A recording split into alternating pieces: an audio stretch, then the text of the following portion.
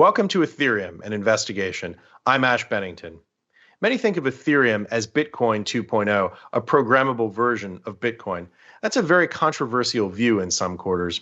We're going to explore that topic and others in this episode. I'm joined on this journey, of course, by Alex Saunders of Nuggets News. Welcome, Alex.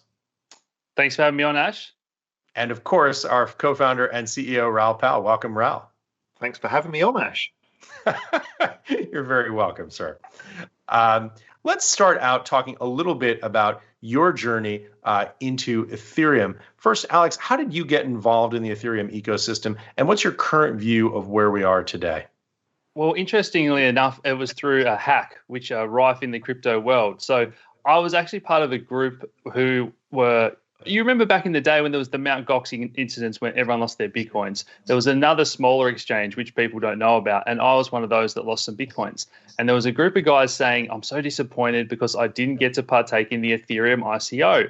And I said, oh, you know what, I've heard about that, but the Bitcoiners are giving it a hard time and saying that it's just another, shit coin. And so I'd never looked into it too much deeper than that. And then I finally decided to do my own research. And once I went down that rabbit hole in late 2015, 2016, and you get your head around the fact that there's so much more to this than just the blockchain of value. It's now smart contracts and all these other applications that are possible. So that's where I got very excited about that. And I think here we are today where it's just to the point where it's showing people what's possible and the potential, but now we need to scale that out, get more developers and get more users. Yeah. And Raoul, you, of course, were very early to Bitcoin. I think it was the second video that we did here at Real Vision back in 2014 when you were talking about Bitcoin. How did you get involved in Ethereum? I was very late to Ethereum. I was aware of it because when I started learning about Bitcoin, the people who were teaching me about it were also talking about smart contracts very early on. This was back in 2015 or so, 16. So I was aware of smart contracts and the potential that was going to bring.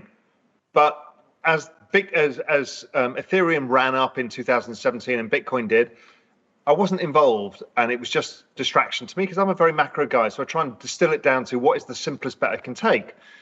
But then move on a few years, and I'm starting to have an opinion about, okay, look, I've always thought this digital asset space is huge, and it's not just Bitcoin, because there are going to be different applications for different things.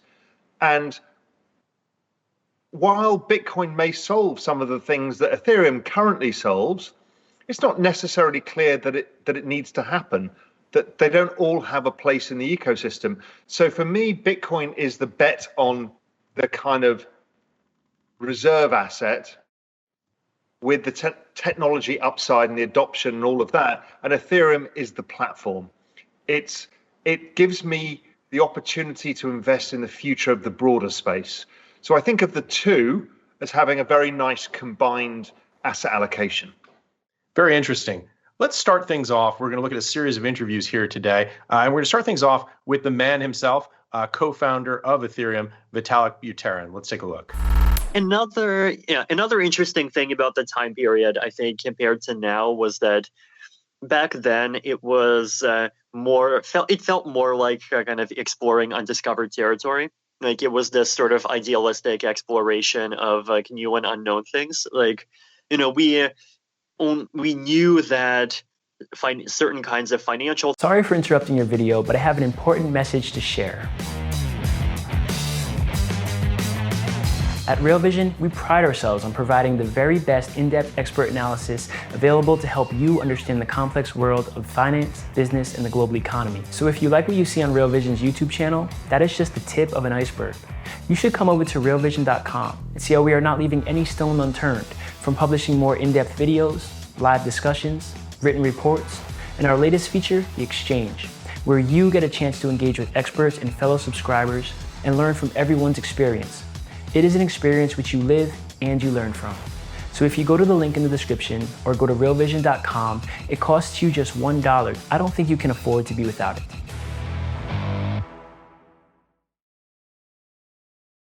Was this sort of idealistic exploration of new and unknown things. Like, we knew that certain kinds of financial things could be done in theory. We knew that DAOs could be done in theory, and that would be really fun to try, but it had never been done before.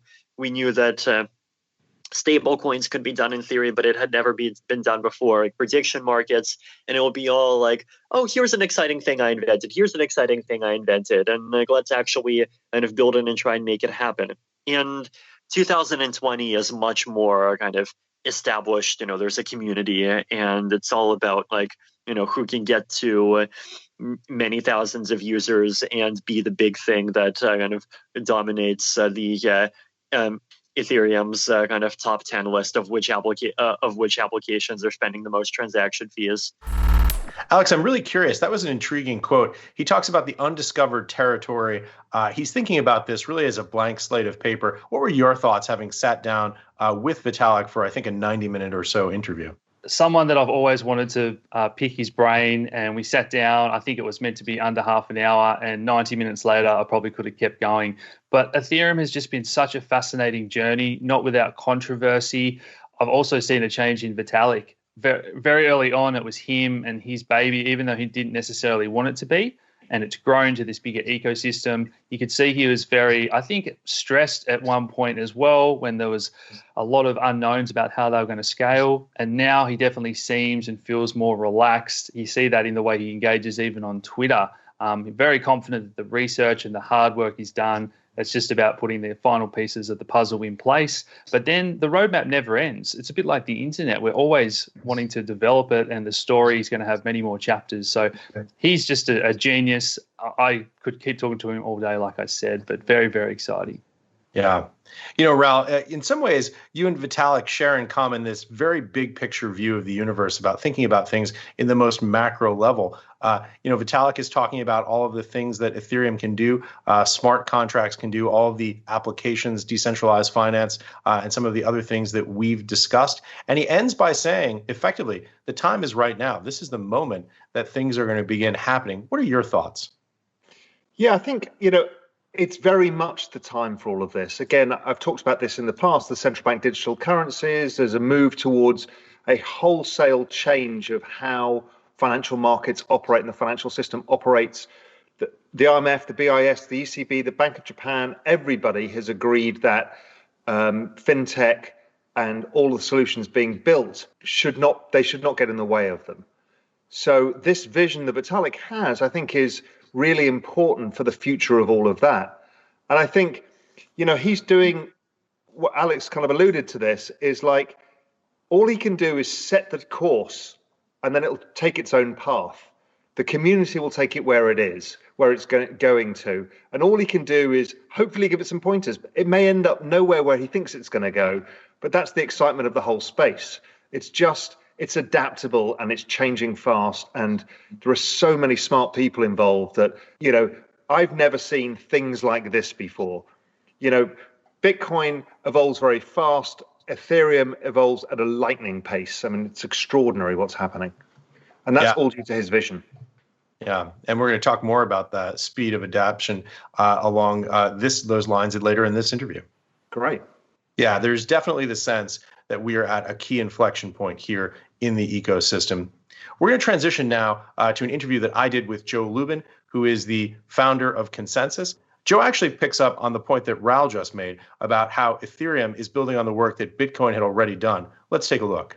The key innovation that Ethereum brought over Bitcoin was making it much more programmable. Bitcoin is a great system for certain use cases that are narrowly around the issuance of a money token, the trading of a money token. Maybe you can build a little bit of extra functionality, like you can build in delays to that system, but it's not very programmable, and it doesn't seem to want to get very programmable. As a collective, the core developers want to continue to be the stewards of a rock-solid money system for the planet. There are ways of doing programming outside the system, but they're not subject to consensus in the system. And so you could have improper manipulations in a piece of software that's sitting on top of Bitcoin, and nobody would have the ability to introspect and know that. Ethereum has replaced the fairly limited scripting mechanism that's available on Bitcoin with a fully expressive, full-featured programming language or set of programming languages and a virtual machine that runs the programs directly on the network. And so we can build arbitrarily complex behavior directly into money tokens or equity tokens. So we can build compliance mechanisms directly into the system. And if you're building a business on that system and the logic is actually on the system, that can be interrogated, and you can be fairly certain, or in some cases completely certain if you really want to look deeply, that there isn't any sort of improper manipulation going on, so no cheating going on. So it's a much more expressive system. You can do whatever you want, and it maintains full validation characteristics, and that's true either of layer 1 or of layer 2 systems that are built on top of layer 1 for scalability, so that we can move beyond to tens of thousands of transactions per second and hundreds of thousands of transactions per second. The same sort of validation, it's more time consuming to do the validation in layer 2 sometimes, depending on the technology you're using, but it still has roughly the same security guarantees. You know, Joe talks about programmable money. He's very much a builder. He's very much someone who has a vision. He's trying to get us from point A to point B. What were your thoughts? I think Joe Lubin is such an essential piece of the ecosystem, and they're uniquely positioned in that they're in the intersection of more of the enterprise adoption world and the professional world in a space that's about decentralization, and it kind of been this grassroots individual developer, libertarian get on board movement. And Joe is trying to bring that, I guess, experience and maturity to the business world, which I think is just so important. And he's the right man to do the job. Yeah. Raoul, to pick up on that, the idea that some of these technologies are becoming mainstream, they're getting implemented. This isn't pie in the sky stuff any longer. We are right now at the point where the rubber meets the road, where institutions are beginning to adopt these technologies and where they're beginning to have an impact on the traditional financial world. Yeah, look, I think it's really interesting because a lot of this space was driven by engineers solving problems which the financial system had to deal with, legacy issues. So these guys did typical engineer stuff. They broke it down and decided on a different way forward. Now what's happened is now the engineers have developed something.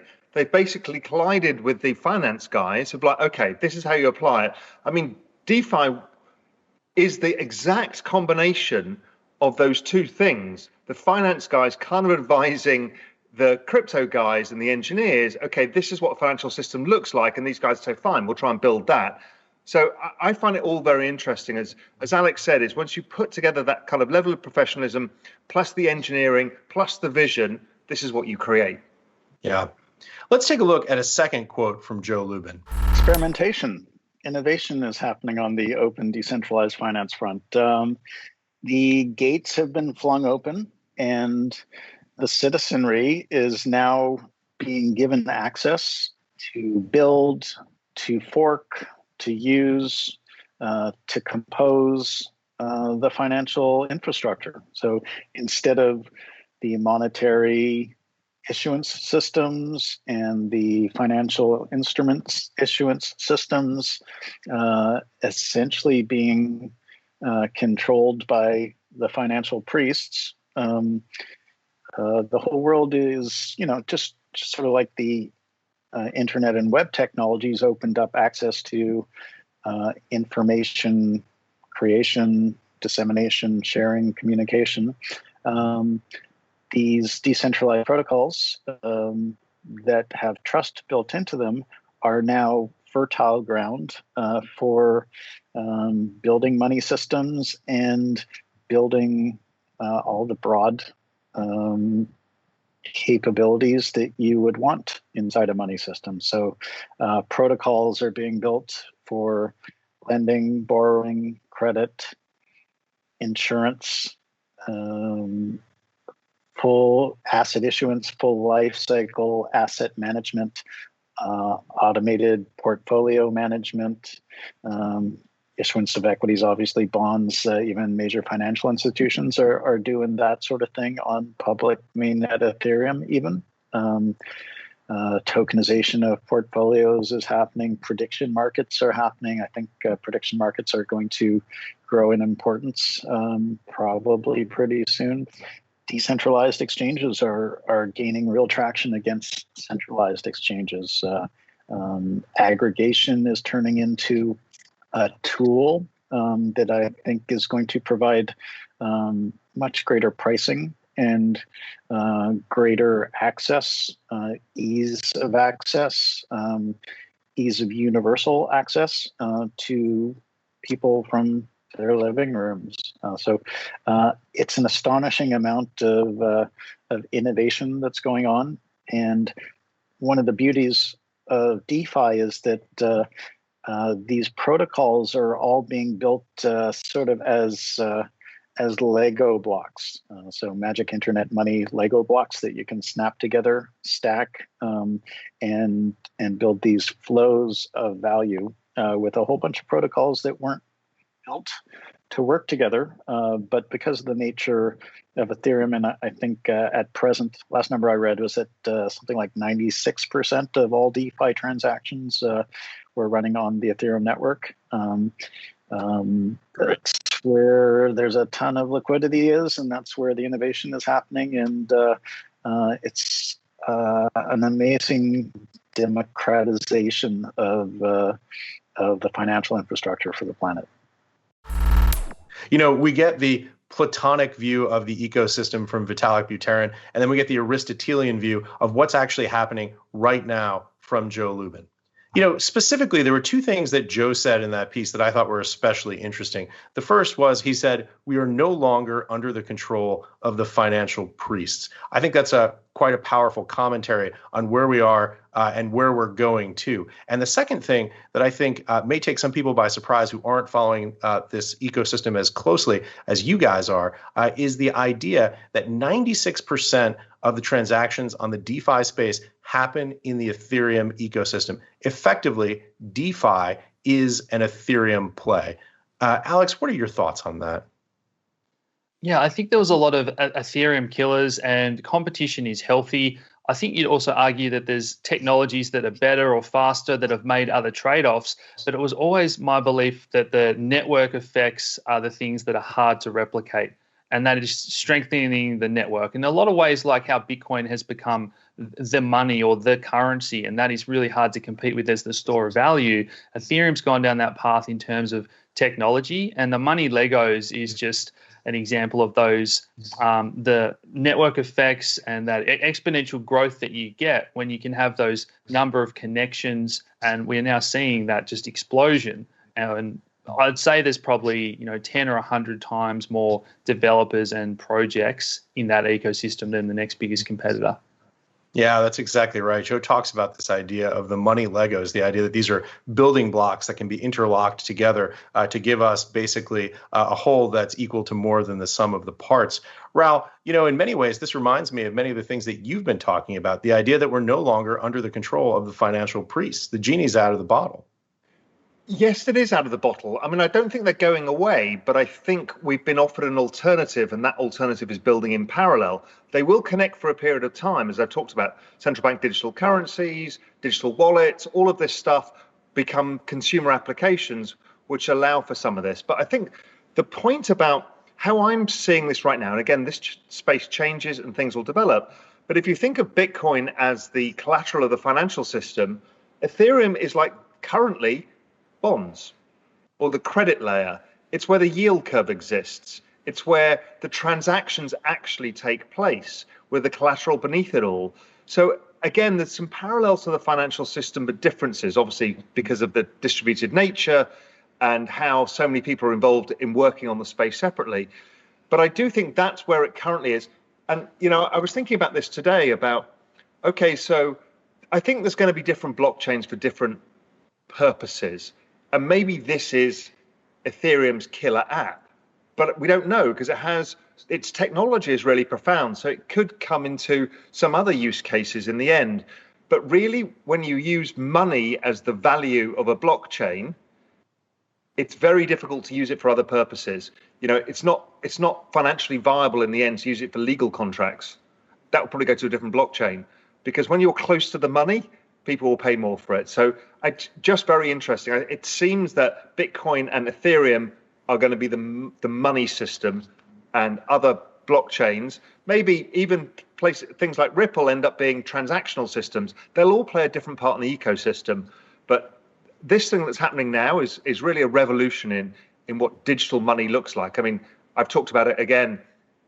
To create a yield curve in the digital asset space is an incredible step forwards. Alex, I see you nodding there. I know that some of Raoul's points are things that you've been thinking about. What are your thoughts about on this notion of creating a yield curve in the Ethereum space and some of the other DeFi points that Raoul touched on? Yeah, it's so funny. Raoul brought that up, and that's something that is not really my area, and I was aware of it because of the fluctuation in interest rates. And I said to Raoul at the time, Ethereum and the developers tend to solve these problems pretty quickly, sometimes in a matter of weeks. And then literally days later, we had 2 brand new projects come out, or they'd been building, I just wasn't aware of them, that are building a yield curve. And now we have that in the Ethereum ecosystem just in the matter of time, the past few weeks that we've kind of been filming and creating that problem, and the yield curve is now in the world of DeFi.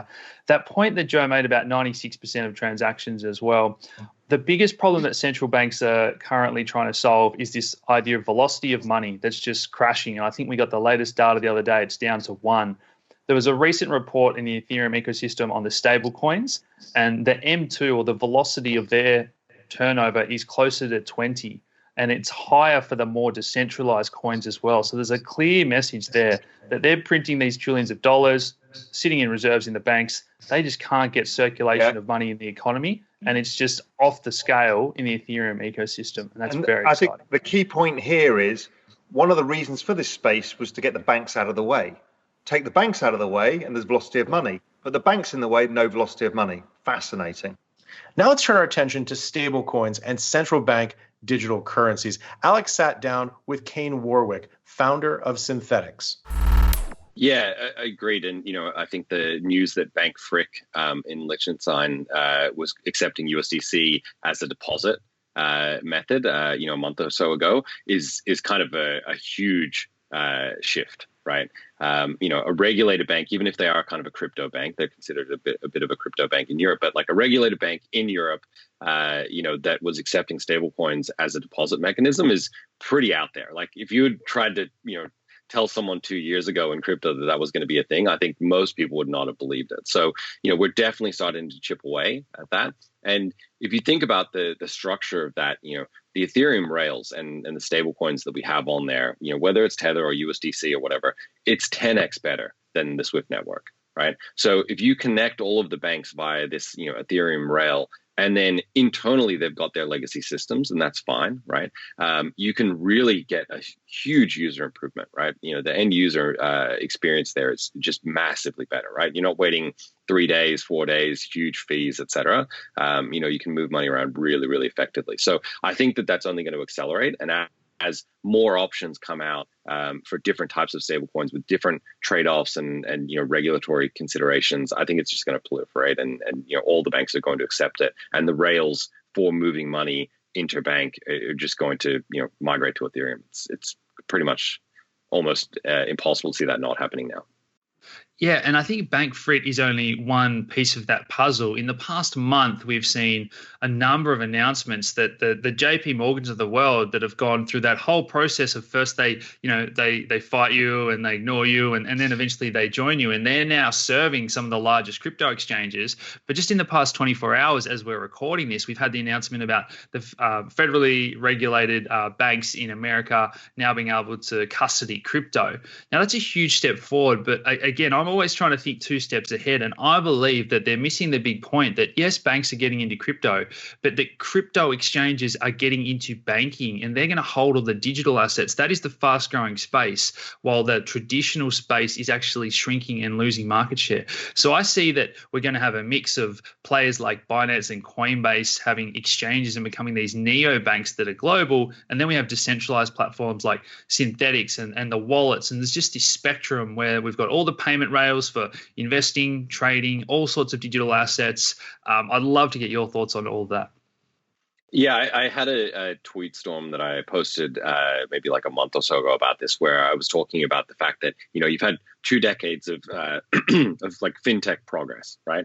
And, you know, it hasn't been much progress. It's really been like these overlays on the legacy infrastructure. You know, they've been really hampered. You know, fintech companies have been really hampered, and oftentimes trying to avoid the legacy infrastructure, right? Like you look at something like TransferWise, they're trying to avoid international payments by doing like local payments and then matching them up, right? It's just craziness. And instead of just having a blank slate where you can actually innovate on, which is what Ethereum offers you, you've had to kind of hook into all of this legacy infrastructure. And so I think only in like the last 12 months have we had something that, you know, is viable for a new project or a new protocol or, you know, a new business to turn up and say, this is how we want to do it with no constraints. We don't want the legacy, you know, infrastructure that we need to, you know, integrate with. We want to start with a blank canvas and build something from scratch. And what we're seeing is that when you do that, you know, it's orders of magnitude better than being constrained by these legacy systems. So I think that the combination of, you know, being able to use stablecoins to connect to that legacy infrastructure, and that being the kind of,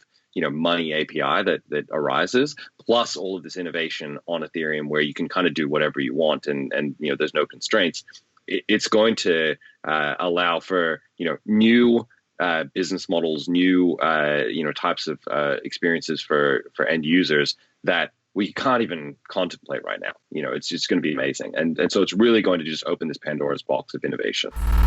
Alex, Kain talks about the hybridization of the banking system, about how cryptocurrency, digital assets are merging now with the traditional banking system. He talks about things like Tether and Circle coins, USDC becoming the rails potentially for future money transfers, and says either one of those are going to be 10x better than the current SWIFT system. What are your thoughts there? I completely agree. And Synthetix is a project that I've followed since the very beginning. And when it was just going for those stable coins, I didn't really see it as a grand vision. But then when Kain started to talk about this idea of synthetic assets, and we can have a synthetic euro and a synthetic yen, and then we have this pool of assets that the Synthetix system creates, and anyone can change one of those for another. So all of a sudden you're starting to build out liquidity, and then you have the payment rails where anyone can change any of those coins between each other with just a smartphone or a computer.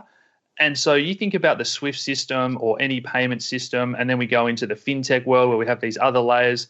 All of that is just immediately disrupted, and it becomes peer-to-peer, whether it's a bank or an individual sending $1 to someone else anywhere on the globe. We're now starting to scale this system. And again, Kain and Synthetix are at the forefront of that. So they've solved a lot of the problems. And now it's just about education and adoption. And that, again, is an absolute revolution that a lot of people are just completely unaware it's there. Raoul, this is another topic near and dear to your heart, the hybridization of digital assets and the traditional financial system. What are your thoughts on the way this is starting to come together?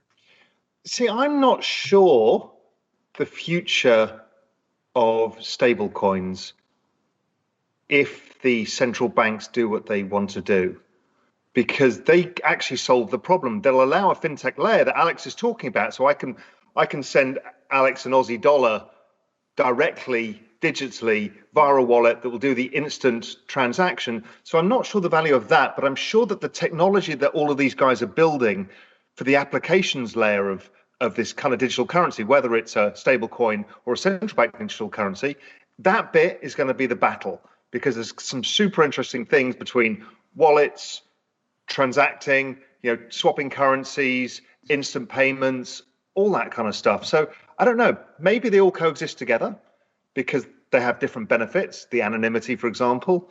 Maybe they don't. But, you know, it's going to be one of the big battle zones for the next 5 years is how this thing plays out.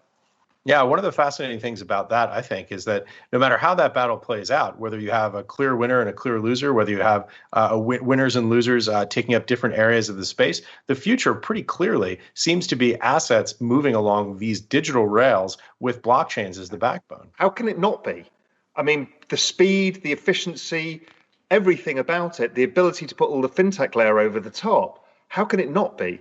It's laughable now, the transfer speeds of the existing banking system to this. I mean, it's crazy. For me to send Alex an Aussie dollar is a total pain for me. But in that system, even just with the stablecoins that exist now, it's literally a few seconds. And, my God, that's a different world.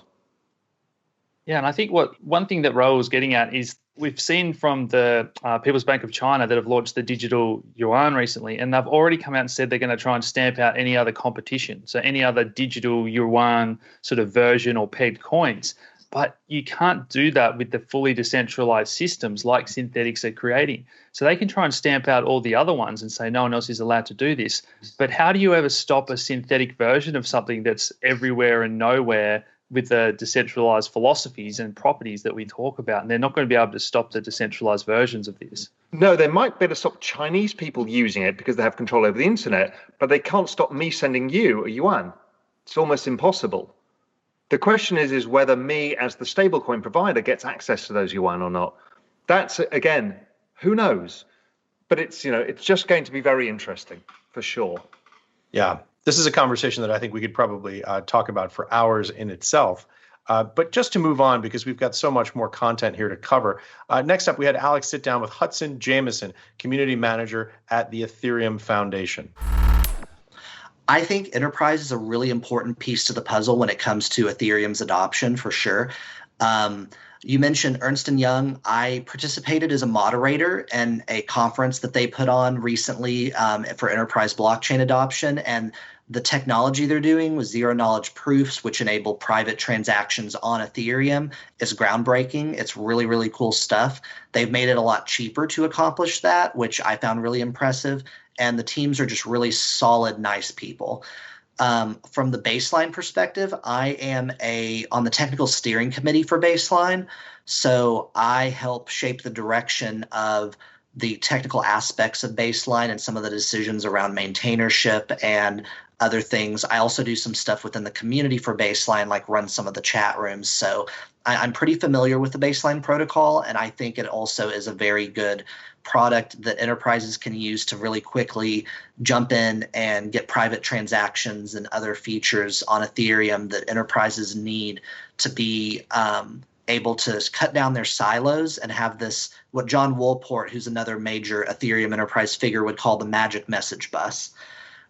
When you're at an enterprise, like I used to work for a bank for 2 years, and I would literally have to deal with like a dozen systems to get one thing done. Like if you're having a message come from maybe your checking account to deposit a transaction, it has to go through 12 different systems. And with blockchain and Ethereum, people don't realize this can break down those silos. You can have one ledger that has the truth in it, and within that, you can build business logic around it in order to encapsulate that and send it over different areas of your company without having to sacrifice different, system types and have it go through IBM's system and then go through HP's system and then go through this message format. You can kind of standardize it all into one system using Ethereum eventually. I still think it's very early for enterprises to fully adopt it. I think there's definitely some niche use cases that are very powerful for enterprise Ethereum at this point. But Ethereum 2.0 is going to open a lot of opportunity for further enterprise adoption. And it's going to be something that I'm really looking forward to seeing in the future. I really enjoyed this interview with Hudson, especially when he was talking about the single layer that can underlie the entire system for basically understanding who owns what and when. There's extraordinary duplication that goes on at banks. Anyone who's worked at a bank knows there are 22 different systems to keep track of things. And if you think about multiplying that number times all the banks in the world, it's just extraordinary. The amount of duplication of effort, the amount of waste is kind of mind-boggling. So it's such an obvious use case. Alex, you conducted this interview. What were your thoughts? I think sometimes people forget that it was only in the last couple of years that Ethereum set out these standards and they caught on like wildfire. So you've heard of ERC20 tokens, and now we've got the ERC721s and the NFTs and the gaming tokens, and we're going from there. So once you have those standards, then it gets rid of all those 22 different banking systems, or go into another industry. How many different accounting or legal softwares are there? And so we're starting with this new framework from scratch. People like Hudson and the community are kind of the heart and soul of Ethereum, and in some ways trying to coordinate the decentralized ecosystem. But I just think, again, this is something that hasn't really ever been done before on a global scale. The first green shoots of this are now coming out, and some of the things that we're seeing are mind-blowing, and I just love it. Yeah, very well said. More about gaming to come up next. But Raoul, you've spent a significant portion of your life working in banks, at hedge funds, extraordinarily inefficient in the way these back-end systems actually execute and move money around. What are your thoughts on this? I think banks are going to be fast adopters of a lot of this because it actually just solves a lot of problems for them. I mean, everybody thinks the banks are going to get entirely disrupted by this whole new revolution. Doesn't understand how smart a lot of the people are in the banks. Right. I think the middle tier and smaller tier money center banks, it's all over for them. They'll never win. They just simply cannot compete because they've got all this legacy costs. But the leading banks like JP Morgan, Goldman Sachs, those kind of guys, they're going to embrace this because they understand how to drive margin and they understand how to drive efficiency. So they are going to be players in this space. Yeah, that's extremely well said. So many people have set this up as an adversarial relationship, as a zero-sum game, as a head-to-head confrontation between the big global bulge bracket banks and these distributed systems. You've been very nuanced in the way that you've talked about this, the idea that this is something that's going to be adopted, it's going to be brought into the fold, and it is, as you said, going to be used as a key way for banks to create more margin. I mean, look, these guys are very, very smart. They completely understand what this all means, and they are just waiting to decide where they're going to move and how they're going to move. So, yes, it will take out a huge part of the banking system, much like many other technologies took out, media companies got destroyed by video and, all sorts of things have happened. It'll be the same. But we'll see new entrants coming from the fintech space that will compete on a level playing field with some of these banks too. I think it's fascinating what Raoul was saying about how it's going to cut out a lot of the smaller players. And I agree in the retail banking sector. And one thing that myself and others have been saying is this idea of no one wanting to be first, but then no one wants to be last. And in the past few weeks, we have seen that just absolutely come to life. So not only with the banks, we've got, Bank of Thailand says they're getting into DeFi.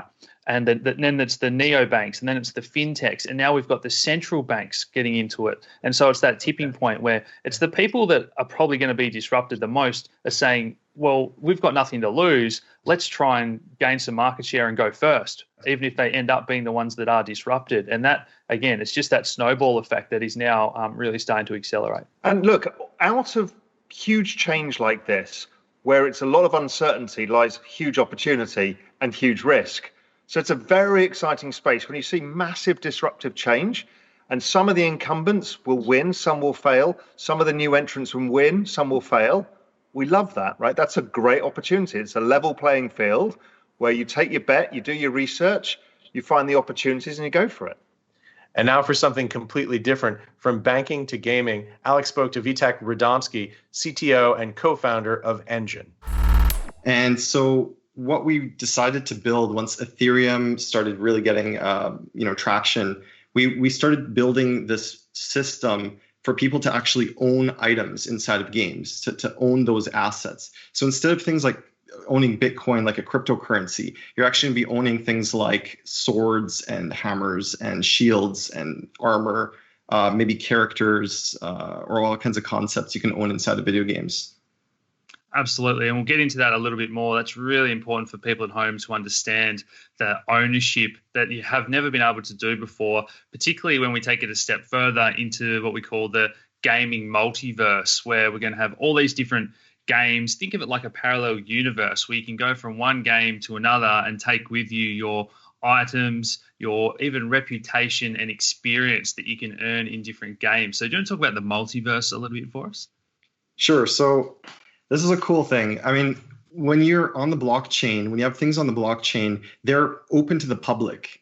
Anyone can see that data. Anyone can see who owns an item, and anyone can read that and integrate it into their own apps. So if one game makes something like a sword, another game can actually integrate that sword into their game as well. And you could have many different games actually sharing these items. So if the game chooses to support something that you own, you'll be able to actually bring it across into different games. So it's literally like the real world. If you have a piece of clothing or if you have some sort of tool, you can actually bring it with you into different places. Now you can actually do that with games, and you can build a lot of really cool stuff on top of that.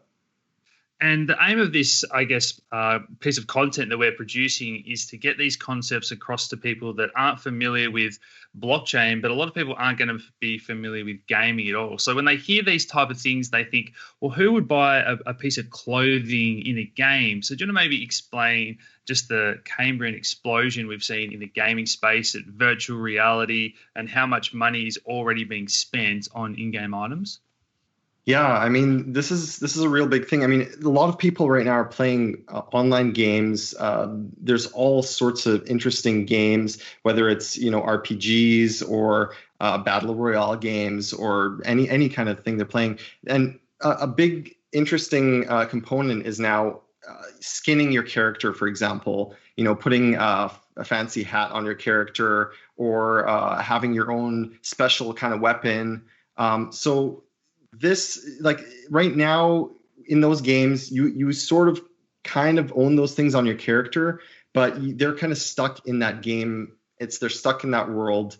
If your account is deleted, you lose that item. But now with blockchain, you can actually own that on your own personal wallet that nobody can ever take away from you.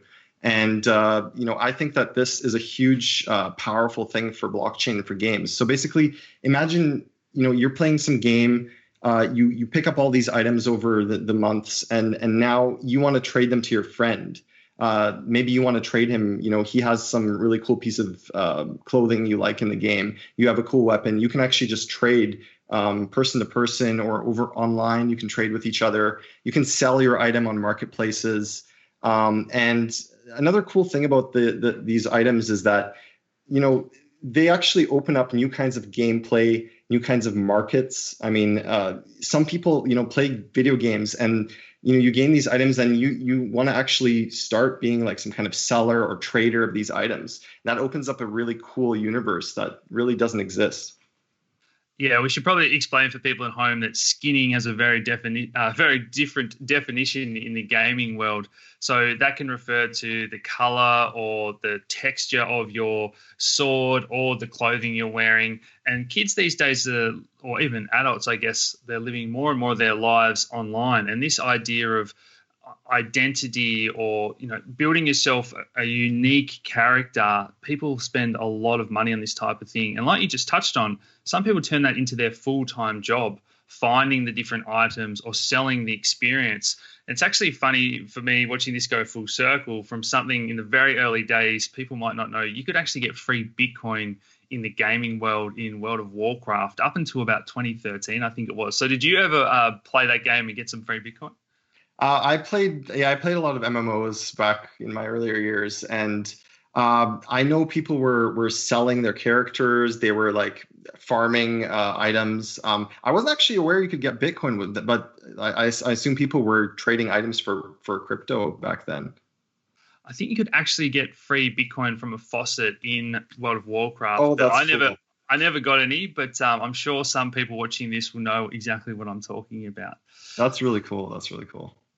The other thing that this opens up, like we touched on before, is the multiverse. And this isn't just for the players to take their items and reputation experience from one game to another. It's huge for the developers. And I think we often talk about Bitcoin and cryptocurrency as kind of taking the power away from banks and financial institutions. But there's those sort of issues that exist in the gaming world as well. As a small developer, it's really hard to compete with the big guys in a lot of ways, isn't it? So do you want to maybe talk about all that and how this can level the playing field for developers? Yeah, I mean, there's a lot of people making games, and there's a lot of companies with extremely huge, like movie level budgets building games right now. And at the same time, there's a lot of tools like Unreal Engine and Unity where people with a great idea can actually make a game. Now, instead of having a massive advertising budget, you can actually build a community by pre-selling your items in your game to people in the community. And, you create these items, you put them up on some kind of website or Kickstarter or marketplace. You can pre-sell them, get some funds for your game, and then continue building the game. And those people are guaranteed to have those items later on. Alex, I got such a kick out of this interview because it's a world that I have nothing to do with, but it's fascinating to me because I watch my friends who have teenage sons, teenage daughters, and they're just obsessed with the virtual universes of games. What were your takeaways from this? Yeah, I think it's a new concept for a lot of people that haven't dived into that world of gaming before, but you can already see that this is expanding bigger than just gaming and a little bit of fun for kids. This is going into the business world. We're currently in the world of COVID and social distancing and businesses by meeting. Maybe you're going to have more of this idea of social gatherings virtually if this continues into the future. But then I think the idea of the metaverse expands even bigger than that. Whereas now you've got this set of standards, whether it's the Ethereum world or other blockchains. I think you can see social media, maybe Facebook becomes part of the metaverse. So all they have to do is add these standards where they can interact with that blockchain and that ecosystem, and they become part of the metaverse. And if they have these billions of users and there's millions of their customers that love this game, then the two worlds are going to collide, and they don't even have to because it's all within that one metaverse universe where they can take their games, experience real life, business sense, entrepreneurism, all those stats are going to be on a blockchain. And to me, that just opens up possibilities that we don't even know are going to happen yet, and they're probably going to happen within the next year or two. I find this space absolutely fascinating, right? I turned up to a friend of mine's house Saturday afternoon, and his son, who was 14 years old, was in his gaming chair, and it was on a Saturday afternoon, in his gaming chair, headphones on, microphone on, and I'm like, Daryl, why is your son out playing football? Or what's he doing? Right? I didn't understand this. I don't have kids. So he's like, no, he's been out playing football this morning, but now he's hanging out with his friends. I'm like, what do you mean hanging out with his friends? He goes, oh, they all hang out on Minecraft. I said, what do you mean they hang out on Minecraft? He said he's got friends all around the world, and they all hang out for several hours a day, chatting, buying skins, exchanging things of value in the digital world. That I'm like, really? And he's like, yeah, they don't have a difference of understanding between the digital world and the physical world. And I've always explained this by the fact that we grew up on television. So when we see a TV actor in the street, we think of them as the character because we confuse that world. But these kids have grown up in a world where Alex is talking about, where right now they hang out playing games, but that same generation of Gen Z is going to be doing many things digitally in a world that we don't yet understand and we can't comprehend. And again, as Alex said, the way things like Decentralized are coming, and where you can buy assets, trade them, be involved in commerce, you're going to generate new forms of making money and income. And I mean, gaming has been so far ahead. The two industries that have always led everything is gaming and porn, because they've understood business models really effectively, and they've been much more ahead of many of the others. So I just think this space is incredibly interesting, and it's a peek into the future. Yeah, you guys both set this up so beautifully. It's digital socialization, the fact that we're going to be experiencing these virtual worlds, and then this idea of virtual scarcity, the ability to create assets that don't exist in the real world or that tie to assets in the real world. It's such a fascinating space. And as these kids grow older and enter the workforce and become involved in finance and investing, it's hard to know where this will ultimately end. Well, but look, a simple thing, right? You might go out and buy a Rolex watch.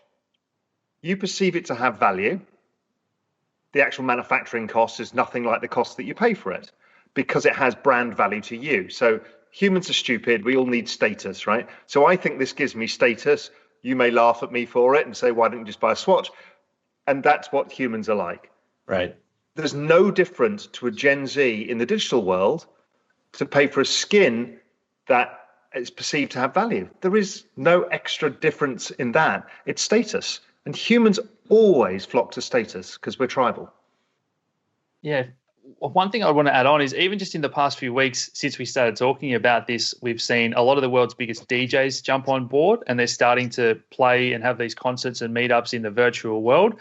You said adult entertainment, and it's always a topic that's a little bit taboo, but it's any of these industries that are just ripe for disruption because there's the middleman and rent seeking and pushing into the shadows of the financial world. So that is a far better system for that industry. And then finally, we've got this idea in the past couple of weeks of these social media influencers or characters that aren't real people.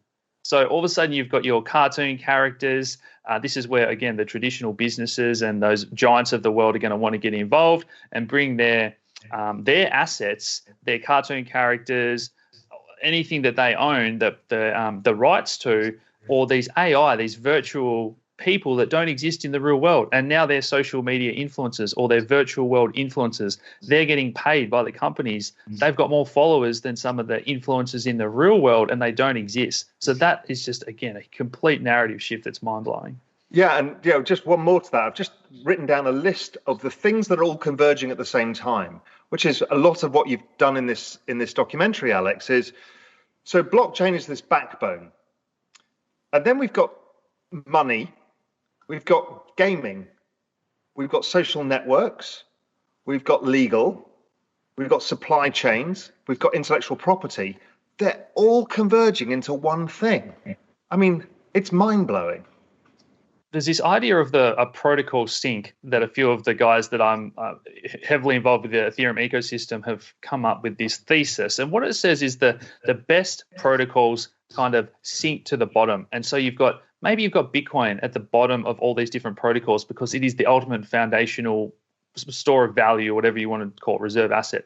And then you've got Ethereum, it settles on top of that. And then you've got the games that can build on top of that, the legal stuff, the adult entertainment, maybe that builds on top of the virtual world and gaming protocol. And just the best protocols kind of sink to the bottom and they're the foundational, the same as a building needs strong foundations for everything else to build on top of. Absolutely.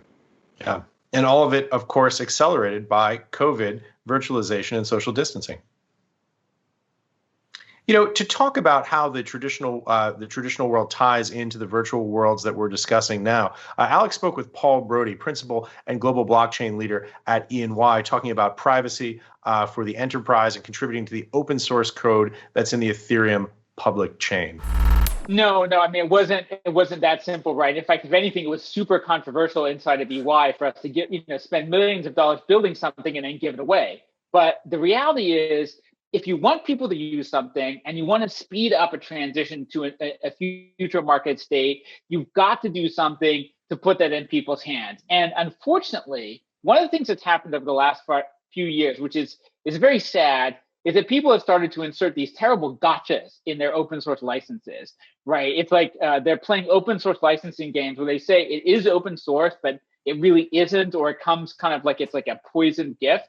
And so in conversations with other parts of the regulatory parts of EY and talking about how we drive adoption and how we maintain our distance from our audit clients, the conclusion was the best thing to do is to put it into the public domain and to have a bit more of a hands-off model. So we can contribute insights, that we don't control this technology, we don't own it, and you can use it however you want. And the nice thing is, you don't need a squad of lawyers to read the open source license agreement to look for gotchas because there is no license agreement. It's just available. That's Not absolutely that I have fantastic. anything against lawyers. I married one. They're wonderful people. But we need to make it easy. It's frictionless adoption of technology is what we're aiming for. Absolutely. And that's going to drive that next wave of innovation. So you guys are also building other tools as well as what you've open sourced. But maybe I'd love to get your thoughts on the first iterations of Nightfall and making payments a little bit more private versus going that step further and making the smart contract logic for businesses and those sort of operations private with the baseline protocol and all that we've seen recently in the news. So we always had a kind of a strategic roadmap. We said, okay, if you think about how two companies do business, right? That's a classic model. I have money, you have stuff. We are going to exchange those subject to the terms and conditions of a contract. So if you think about that, there's two things that are going on. Number one, we want the exchange to be private, right? I don't want for my competition to know what I'm paying you or how much I'm buying. That's very sensitive information. The second part of it is the core content of the contract itself, right? If you could read the terms and conditions of our smart contract and you can see that we agreed upon a certain set of prices, you already know as much as you need to know without even knowing how much we actually bought.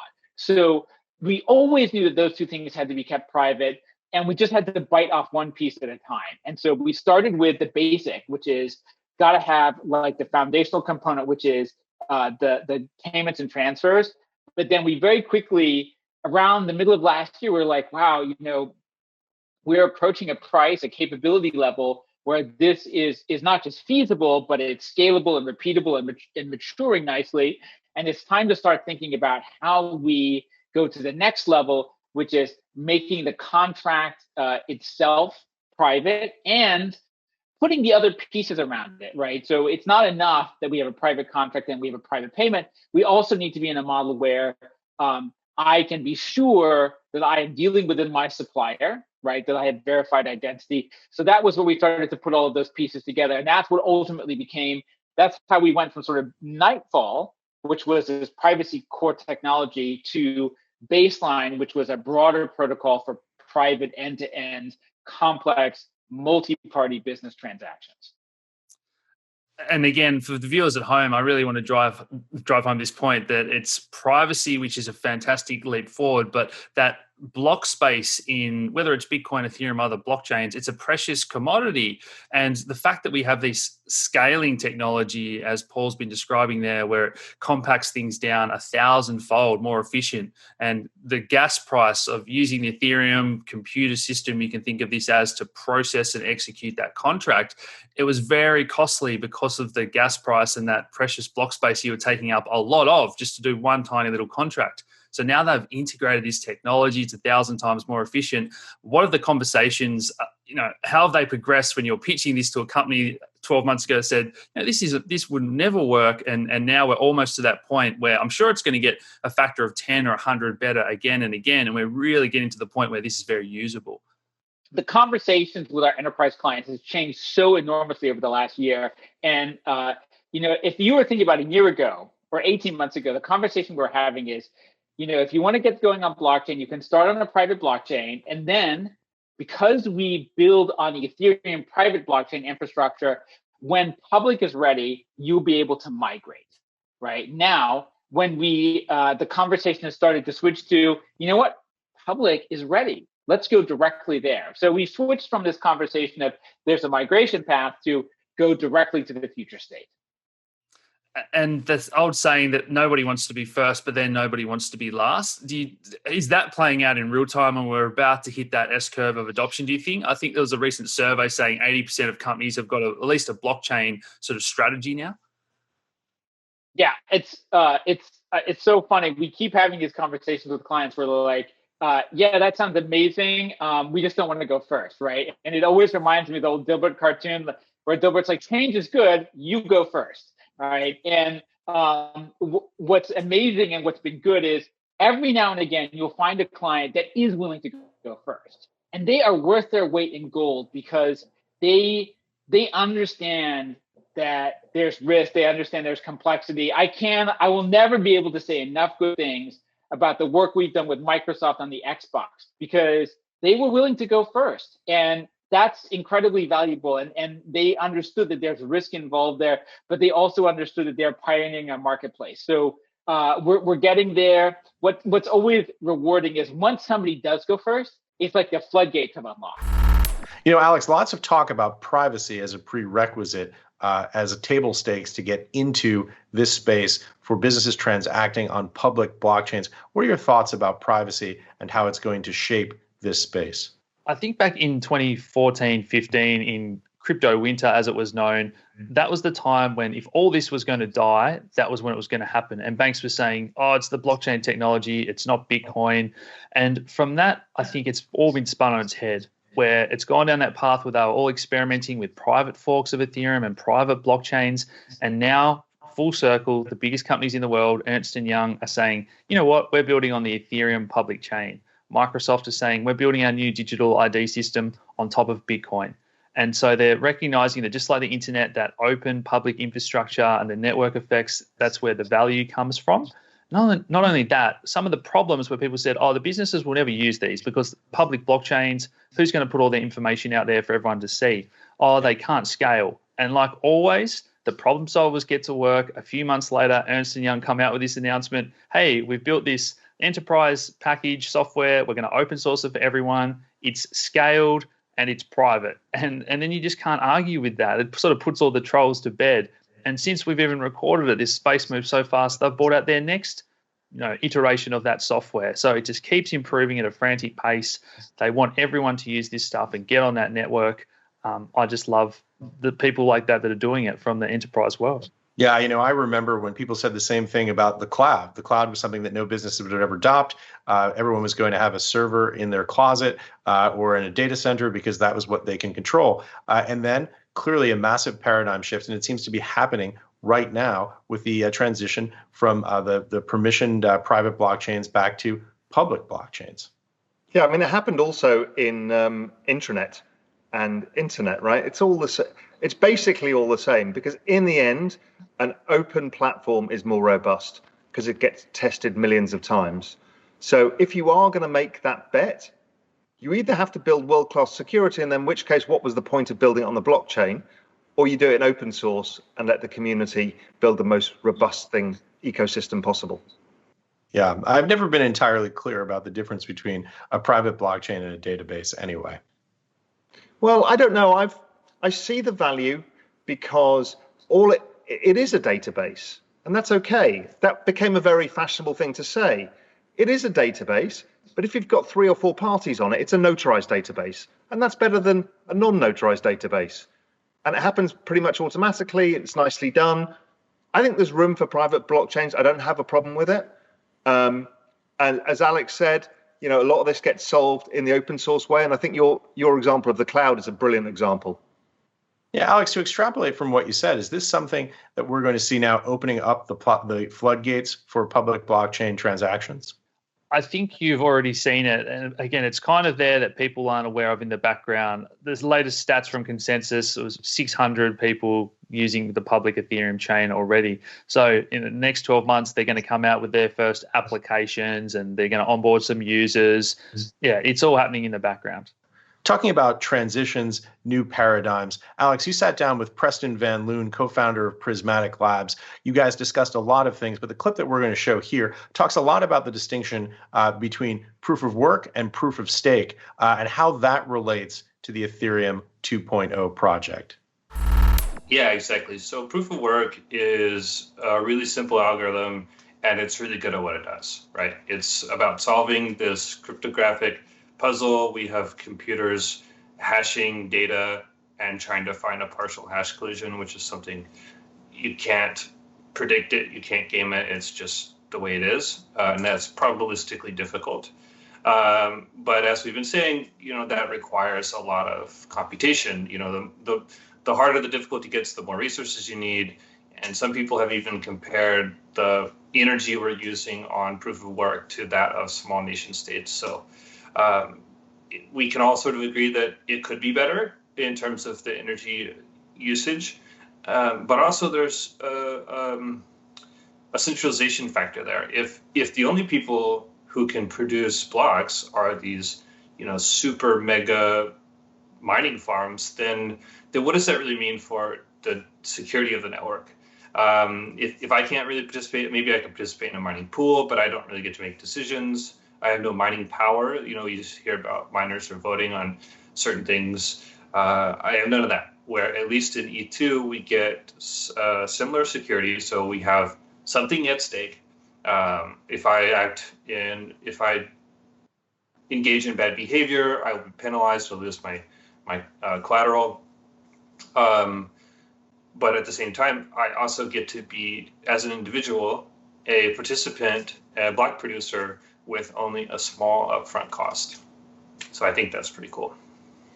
Yeah, and if we dive into the financial incentives, I think this is where we're going to bring in a lot of new interest. So the numbers or the yield that you'll get for having your Ethereum locked up or putting it at stake and processing the transactions and getting the rewards, that's probably the best way for someone at home to think about it. Depending on how many people actually do that, the yield will vary, but the numbers are anywhere from a few percent up to 15%, possibly even higher. So in a world of low interest rates, negative interest rates, well, we've seen a lot of interest in other proof of stake chains. So do you think about the financial incentives? I guess it's directly correlated to the security of the chain. So I'd love to hear your thoughts on all of that. Mm-hmm.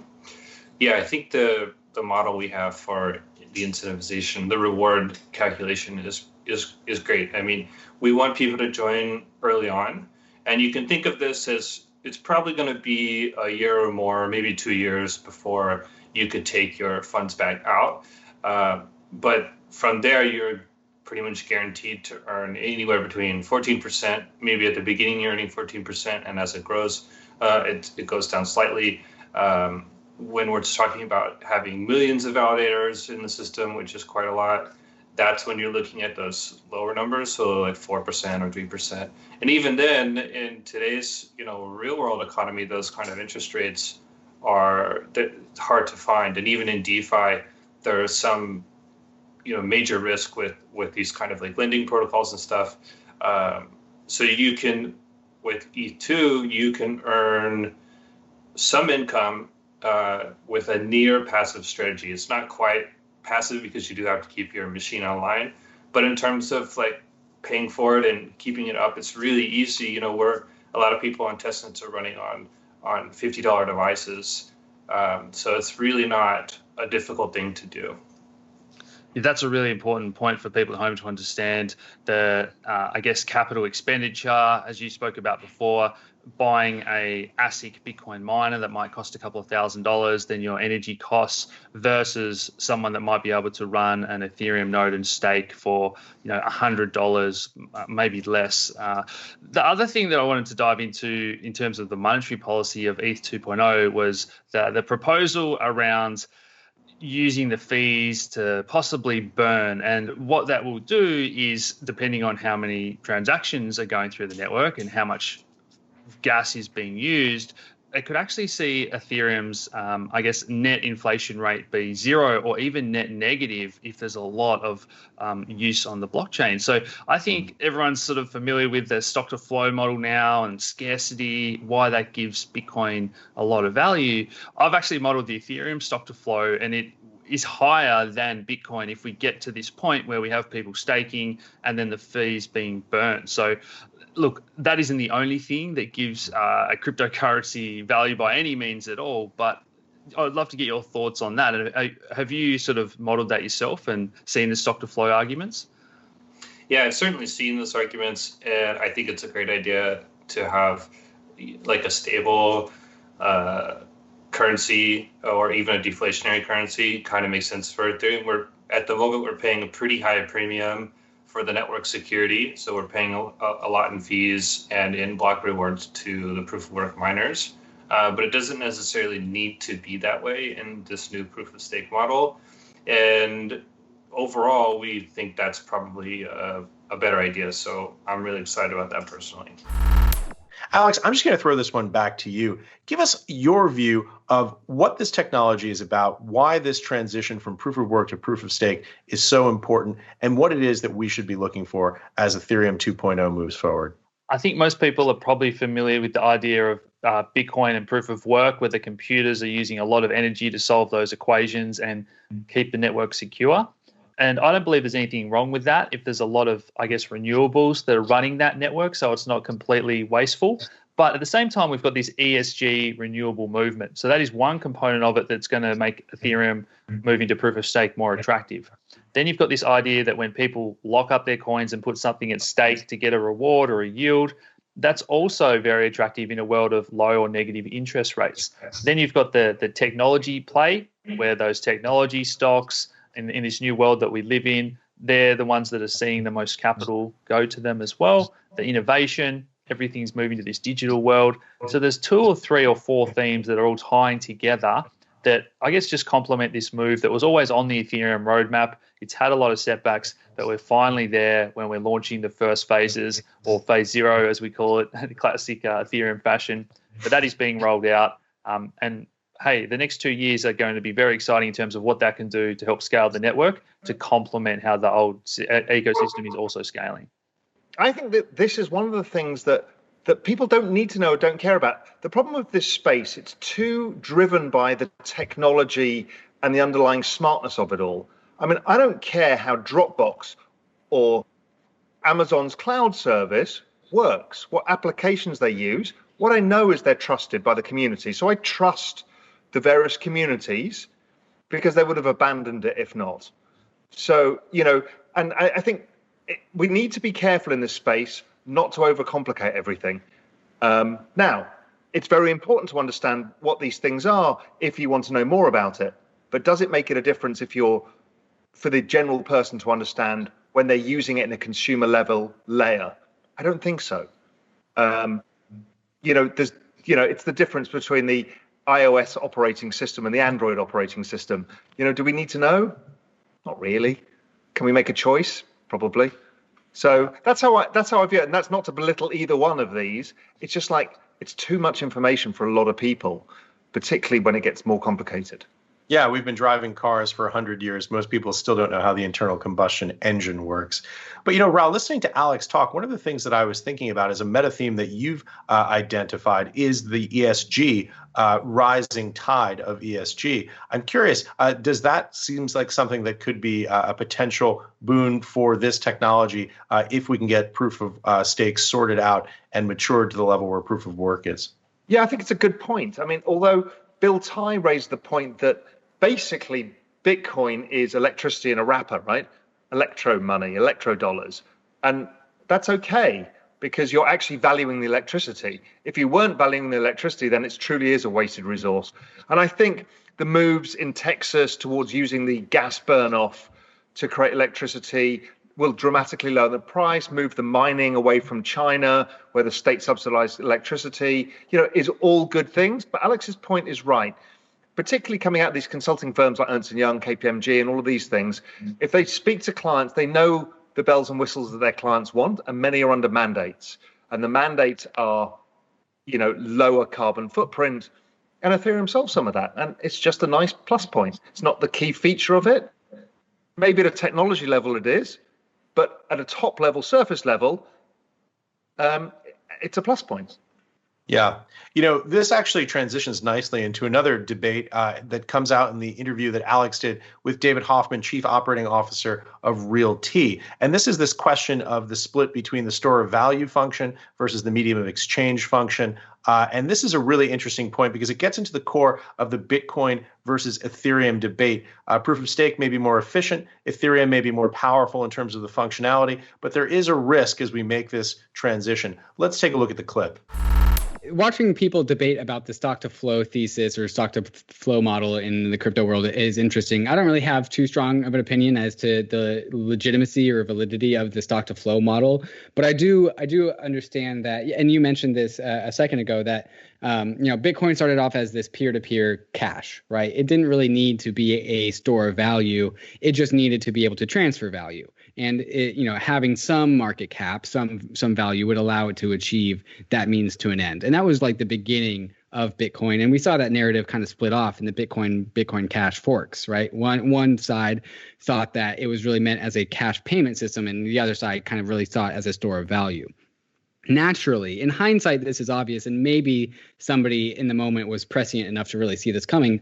But if you take that split, the Bitcoin Cash and Bitcoin split, it's obvious which one was going to work, because one of these narratives means that everyone is going to get rich, and the other narrative is that we can all transact with each other really easily. And the transaction problem is solved. Like Venmo, PayPal, bank transfers, it's not hard to really send money. It's the store of value thing that is really missing from the world and what the world needs right now, as you said. And there's kind of this self-fulfilling prophecy where, like, the narrative that the number go up Bitcoin narrative, where, finite supply, cap supply, undiluted supply, that narrative is really strong, because that implies, that's the wink wink to everyone that, like, hey, this thing is going to be really valuable. And that is rooted into every single cryptocurrency platform. You need your native currency to be valuable, because that is where you generate the walls, the protective walls around every single crypto platform. You get it from the value of the native asset, right? And so the higher the market cap, the better. And almost it's something that should be even attempted to be engineered into the system, right? The finite supply of Bitcoin is something that is, Bitcoin is a very synthetic asset. It's an organic network, but the asset is engineered specifically to capture value, specifically by that hard cap. And we see Ether with this a proof of stake, which is a mechanism among many other things. It's a mechanism that means that security costs very little.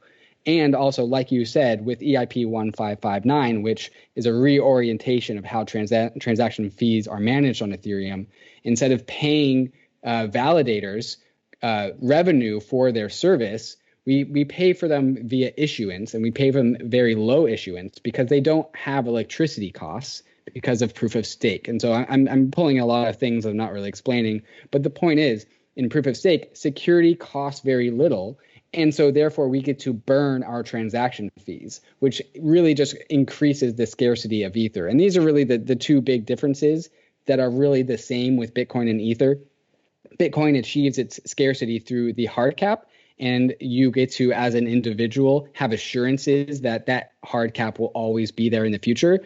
But Ethereum and proof of stake / the burning of the tokens, the burning of Ether for the transaction fees, gives you some sort of speculations that, this thing is scarce today and it could be even scarcer tomorrow. Where Bitcoin, people often say Bitcoin is deflationary, but that's actually not right. It's just disinflationary. Whereas Ether, in this proof of stake burning fee model, it's actually an actively deflationary model where Ether is designed to get more and more scarce over time. And that theorized increase in market cap is just going to increase the walls around Ethereum and really allow Ethereum itself to be a self-sovereign platform. Yeah, you've dived into a lot there. And I think the speculation that the narrative changing is really important. So we have people that obviously want to get rich, but we have a lot of people who stay once they learn more and they go down the rabbit hole. We have the experimentation and this open market where anyone can fork a network. And I think that's really important. You can make the same arguments that the Bitcoin narrative has changed what makes it most valuable, but the same is happening for Ether, where 2 years ago you couldn't have Ether as collateral for loans, and we're seeing that space change as well. So what are some of the, I guess, newer utilities that you're seeing for ETH? Yeah, and the narrative conversation is really important because we discover the narratives that are true about these platforms. We don't make them true. The narratives, we learn what the right narratives are. We don't really engineer them. And the narrative around Ether, the asset, like you said, has totally changed over time. Like, it started off as just gas for the network because at that point in 2015, 16, and even early 2017, that's really all it was. That's really all you could do with Ether. Then it turns out that a lot of these applications, these quote unquote DeFi applications, before they were even called DeFi applications, they need assets to run on. Like, you can't have finance without assets. Like, you can't just have the tools and the logic without the money or the assets that run through those tools. And what's the most simple, easy, trustless asset on Ethereum other than Ether? And so this is what me and Ryan Sean Adams at the Bankless newsletter, the Bankless podcast has really been harping on, is Ether is always going to have some sort of monetary premium based on the trustlessness that it offers DeFi applications as collateral. And we've seen DeFi absolutely explode in value. USDC, stablecoins, Tether on Ethereum are at all-time highs. Real estate from my company, RealT, on Ethereum at all-time highs. We have all these off-chain assets on Ethereum being used in DeFi, which is just fantastic because we want people to have options. However, at the same time, they don't really seem to be displacing Ether out of these DeFi apps because of just this the primacy of Ether as a collateral type in Ethereum because of its native qualities. It's privileged because it was born at the same time Ethereum was born. It has these privileged qualities that no other asset on Ethereum will ever be able to mimic. Alex, David Hoffman, what are your thoughts? I love that they're doing the real estate, but there's so many assets in terms of that scope of what you can now digitize. We spoke about the digital realm before. Now we're talking about the intersection of the real world. And if I can get that legal deed to my house or my car or my business name or even the domain name of my website, anything that has value, you can plug that into the world of DeFi or the wider ecosystem and start to lend or borrow against that, build reputation and trust. Everything just opens up from there. But then in terms of Ethereum itself, a lot of the Bitcoin crowd and myself as well, the whole ecosystem are excited about stock to flow models and how a hard asset scarcity makes something valuable. Ethereum is undergoing this transition where the fees will start to be burnt and you don't really need to understand how this is all going to work. But at the end of the day, the supply will probably be lower than Bitcoin, neutral, or even deflationary and getting more scarce and reducing the total supply. So that aspect of it makes it also a hard money. Now, there's many criteria and aspects and parts of Bitcoin that make it more valuable than Ethereum still. I don't think it's going to supplant Bitcoin as the king and that primary asset, but it is going to make it more valuable and trustworthy as that sort of oil of the ecosystem of the new web is the way that I think of it as. Or maybe silver, because silver has commodity aspect to it as well. But it's just got so many facets to it that you can't really pigeonhole it. But yeah, it is very attractive what is going to happen to Ether, as well as all the other assets on top of that protocol sync that we just spoke about. Yeah, it's interesting when we look at the collateral layer. I think of, Bitcoin is like this super version of US treasuries with no extra supply and gold with less supply. That's instantly transferable, exchangeable, recordable, all of that stuff. And this layer with Ethereum, I think by the very function that a whole DeFi system is being based on it, it's not such pristine collateral because there's going to be claims on a lot of stuff, but that's okay. It's still high quality collateral. And I think that's the point in this. And, I think calling it silver is probably a disservice, but it has the commercial aspects and the other properties. I think it ends up being a larger market cap than Bitcoin potentially, just because of the applications. That doesn't make Bitcoin less valuable. Bitcoin is kind of constrained by its 21 million, so it should be. So I don't know. It's very interesting, and I think what I don't like is this whole space fights about one versus another. It's just simply wrong. They are both in the same space playing different roles. The conversation gets very interesting when those assets that sit on top of the Ethereum protocol possibly become more valuable than the Ethereum layer itself. So if we have trillions of dollars of stablecoins, trillions of dollars of property, but Ethereum's only worth $1 trillion, then there's the incentive to try and get more Ethereum because you can possibly attack or get hold of those other assets. So there's always these forces coming into play that are making Ethereum more valuable. So my fear in that is that sounds like the derivative market to me, where you have more claims than there is underlying. So, the underlying collateral is US Treasury bonds. The average US Treasury bond is reused 32 times. And I don't know how rehypothecation, yes, I understand there's recorded ownership. I don't know how it works, but it concerns me to have too many claims. No, yeah. So that's a different system. So the Ethereum isn't collateral for the house or the real estate or the bond. The bond and the house in the real world is the collateral. So there's only one claim on that item. But if you can own all Ethereum and you own the network and it's $1 trillion, but there's $100 trillion of assets, your incentive is to get all those nodes in that $1 trillion and and take ownership of that $100 trillion of assets on top of it, if that makes sense. That's the point I was getting at. But yeah, and if we want to make things even more meta, I'm looking at a headline right now that wrapped Bitcoin is now the 6th largest asset on the Ethereum token. So we see this weird melange blending of the two together. So after we dive into the weeds, now to tie it all back together and to bring us back to the 50,000 foot level, let's go back to a final clip from Vitalik Buterin. And so the idea behind Ethereum was, first of all, instead of application-specific protocols, we're going to have a general purpose protocol that has this smart contract language, right? And the smart contract language, it would actually be able to kind of process basically arbitrarily complex computer programs, where these computer programs would be able to have fairly complicated rules for basically how Ether, the currency inside Ethereum, could actually be moved around inside of the system. And this would allow you to build fairly complex applications. So one of the first things I was excited about was basically the thing that today we call DeFi, though back then, like nobody used the term DeFi. Is there because this is very high level, complicated stuff, is there another easy way to explain for maybe the beginners in the audience or those that are non-technical why this is really important from the basics of Bitcoin's scripting language versus what Ethereum allows you to do, those properties of sort of finality and, what is a smart contract? Do you want to talk about that? Sure. So the analogy that I often use is that things like colored coins are kind of pocket calculator protocols. So they're protocols that do one thing and they try to do one thing well. A master coin is like a Swiss Army knife protocol. So it has some larger set of things that you can do with it, but it's still a limited list of features.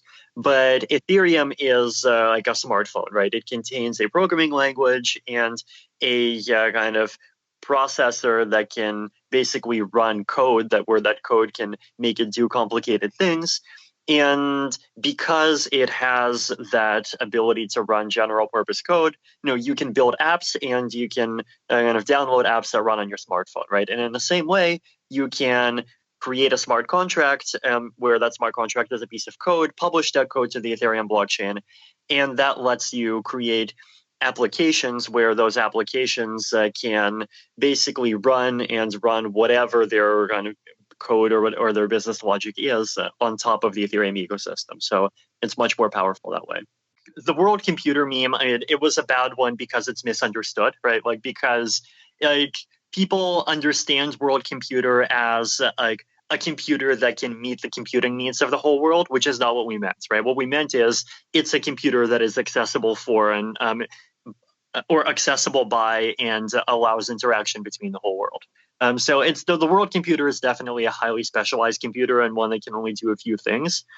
But the general goal is basically that like people should be able to like basically use these kind of neutral global and permissionless protocols as a way to kind of build different ways to interact with each other. So things like DAOs, kind of basically the equivalent of like decentralized corporations running on a blockchain, essentially. Some of these different kind of financial constructions, like basically the idea is to try to create this kind of economic playground and essentially allow people kind of communities, like people, groups of people that want to cooperate to kind of build and use the infrastructure that allows them to do that without having to depend on a central party for the whole thing. Do you think those narratives are stronger than ever, whether it's COVID, working from home, censorship on Twitter and YouTube these days? Do you think all these driving factors, the fundamentals, I just feel, maybe I'm biased, but they're just strengthening by the day the need for Web3 and decentralization? Absolutely. The other kind of trends I would add that strengthens the need for decentralization is this kind of greater internet nationalism that we've been seeing. So like, pretty much every major country like looking to kind of block each other's services off the internet. Like I personally really worry about that, and I personally really worry that that sort of thing could really kind of undo a lot of the gains from globalization that we see, and I mean potentially even lead to people not understanding each other more, lead to more conflict down the line. So I think the platforms that allow people around the world to kind of all collaborate with each other and be part of the same ecosystem are needed more than ever. Alex, it doesn't get much bigger picture than that. Talk about the world computer, the decentralization of corporations and other types of protocols and assets. Vitalik, obviously very concerned about the rise of internet nationalism and very interested in the rise of Web 3.0. What are your thoughts on some of those issues? I think the whole Bitcoin and Ethereum narrative and decentralization was already very, very strong. But then you look at the backdrop of what is constantly in the headlines, Apple and Google getting dragged in front of Congress for abusing data. We've got the elections and Twitter censorship. Every angle you look at it is just ripe for disruption, and these decentralized platforms, people are now more aware of the privacy and the data issues. So there's this. It's not like they've built this machine that's awesome, but there's no use case. That use case is just waiting to onboard the users now, and it's a matter of making that transition. And can they make the user experience, the front ends, the marketing? They're the sort of next chapters of this story that are about to unfold. Yeah, look, I think this whole space is bigger than money. I think it's the internet of trust. And so there are so many problems in the world right now, whether it's fake news, whether it's deep fake photographs, whether it's the owning of intellectual property online, whether it's money and the ownership of digital assets or real assets. And I mean, it's endless, the number of problems that this is the solution to. Not all of them will work. Not all of them will get adopted. But the grand vision of all of this, the tokenization of assets, all of this stuff is enormous. And it offers us something different as well. It offers us a future that's different to the one we have today. We all kind of know that we screwed up the future. And here's a chance to do it all over again. And again, of course, we'll make mistakes. But it's exciting, and it's also going to give people an investment opportunity, something that doesn't exist now in overvalued assets everywhere. I mean, even if you're a long-short equity hedge fund, your chance of making alpha is zero. If you're a long-short token fund, your alpha is astronomical in comparison. So this is a whole opportunity at every level for everybody. And, I can't think of anything bigger.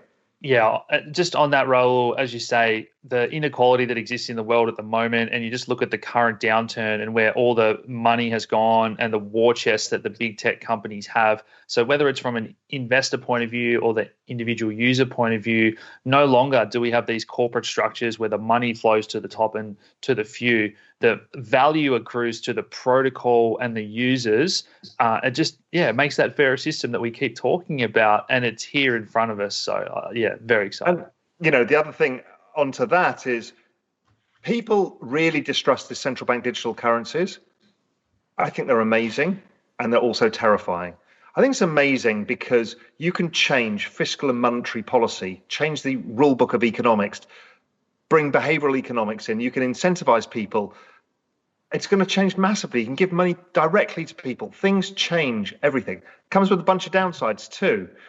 But all of this molded together is like one of the biggest periods of change we'll have ever lived through. The internet was the other one. It's truly mind-blowing. We've covered an extraordinary amount of ground here today. Different technologies, different verticals, problems, solutions, the future, where we're headed next. Guys, what are your final thoughts on where we are right now, and what people who are watching this documentary should be thinking about where we're going? First to you, Alex. After watching the space mature for many years, the technology has got to the point where it is about to disrupt a lot of industries and aspects of our lives. It's now about the user experience and giving people things that they don't know what's under the hood, just giving them better apps, better way to live their lives, more privacy, better trust in the companies and things that they interact with in the digital world. The components are all there. It's now up to the smartest people in the world to put all these building blocks together. and create games, businesses, jobs that are just different to the way that we've done things in the past. Raoul, thoughts? Never before have I seen something that allows so many people to participate in massive change. To buy digital currencies and own them is available literally to everybody because of how low you can make the price, the decimalization. So you get to own a part of the future. And it's not just owned by the venture capital guys or the big guys on Wall Street. It's all of us can participate. This is, forget everything you need to know about any of this. But if you're thinking about how can I benefit from this without knowing all the technology or anything else, it's giving you a stake in the future and we can all invest in it. That is something extraordinary. I can't think of a better place than that to end it. Alex Saunders, Raoul Pal, thank you for joining us. Thanks, Ash. Thank you for watching this interview. This is just a taste of what we do at Real Vision. To learn more about the complex world of finance, business, and the global economy, click on the membership link in the description. Give us 7 days to change your life. This will be the best dollar you ever invest.